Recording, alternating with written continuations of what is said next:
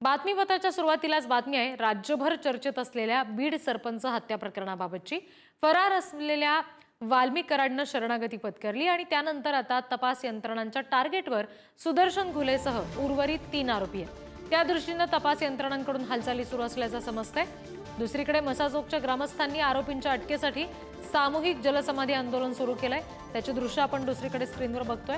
प्रशासनाकडून त्यांना समजावण्याचा प्रयत्न सुरू आहे, मात्र ग्रामस्थ आपल्या आंदोलन करण्याच्या भूमिकेवर ठाम आहेत। आता तपास यंत्रणांचं टार्गेट हे सुदर्शन घुले याला पकडणं असेल। त्याचबरोबर मसाजोगचे ग्रामस्थ त्यासाठी विशेष आक्रमक आहेत। थेट जलसमाधी आंदोलन या ग्रामस्थांनी केलंय। तर वाल्मिक कराडनंतर तपास यंत्रणांचं टार्गेट आता सुदर्शन घुले असणार आहे। संतोष देशमुख हत्या प्रकरणातील उर्वरित 3 आरोपींच्या मुसक्या आवळण्यासाठी हालचाली सुरू झाल्यात। 22 दिवस उलटलेत, मात्र सुदर्शन घुलेसह 3 आरोपी अजूनही फरार आहेत। सुदर्शन घुले हा महाराष्ट्रातच असण्याची शक्यता आहे, तर कृष्णा आंधळे आणि सुधीर सांगळे हे 2 आरोपी राज्याबाहेर असल्याचा संशय तपास यंत्रणांना आहे।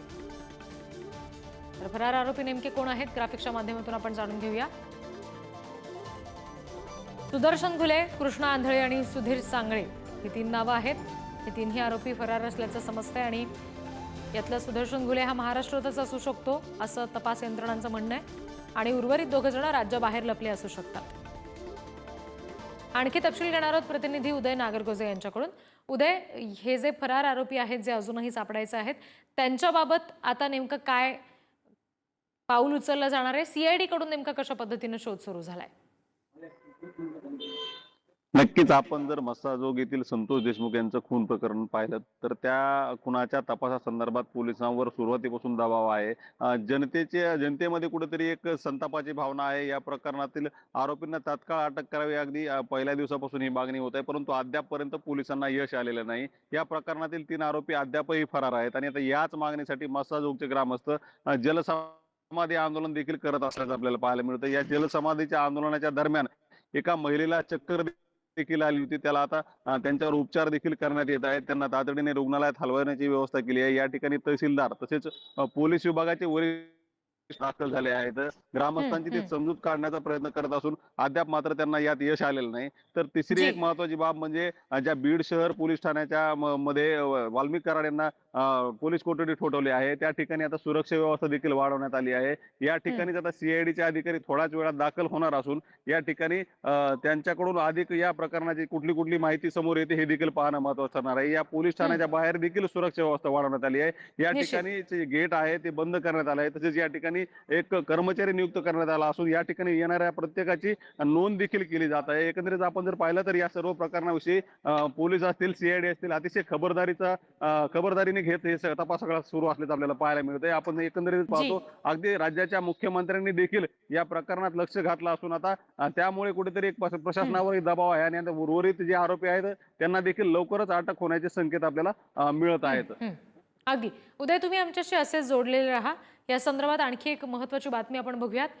सरपंच संतोष देशमुख हत्या प्रकरणामध्ये मसाजोग ग्रामस्थ प्रचंड आक्रमक झालेत आणि सामूहिक जलसमाधी आंदोलन त्यांनी सुरू केलेलं आहे।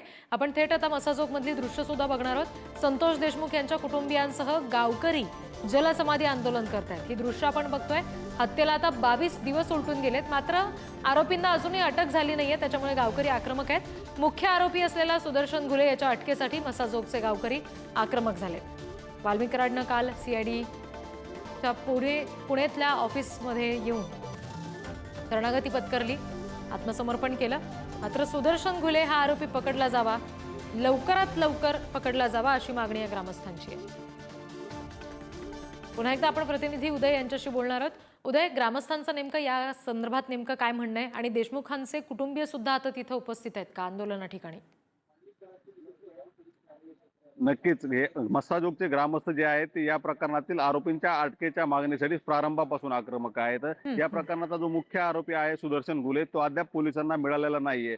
पोलिसांचे जवळपास म्हणजे सीआयडीचे जवळपास 150 अधिकारी कर्मचारी तसेच पोलीस यंत्रणा जी आहे ती राज्यभरातील या आरोपींच्या मागावर असली तरी अद्याप अटक होत नसल्यानं कुठेतरी पोलिसांच्या भूमिकेविषयी संशय अधिकारी एकीकडे समजूत काढण्याचा प्रयत्न करत आहेत ग्रामस्थांचा की या दिशेने आम्ही तपास करतोय, लवकरच आरोपींना अटक करू. परंतु आता 22 दिवस झाल्यानं ग्रामस्थांचा कुठेतरी संयम सुटत असल्याचं आपल्याला पाहायला मिळतंय. यामुळेच जी हे आंदोलन होत असून आता पोलीस तपासात आणखी वेग येईल का आणि पोलीस लवकरात लवकर अटक करतील का हे देखील पाहणं महत्त्वाचं ठरणार. निश्चित. उदय, धन्यवाद दिलेल्या माहितीसाठी. या दिशेने आम्ही 22 दिवस झाल्यानं ग्रामस्थांचा कुठेतरी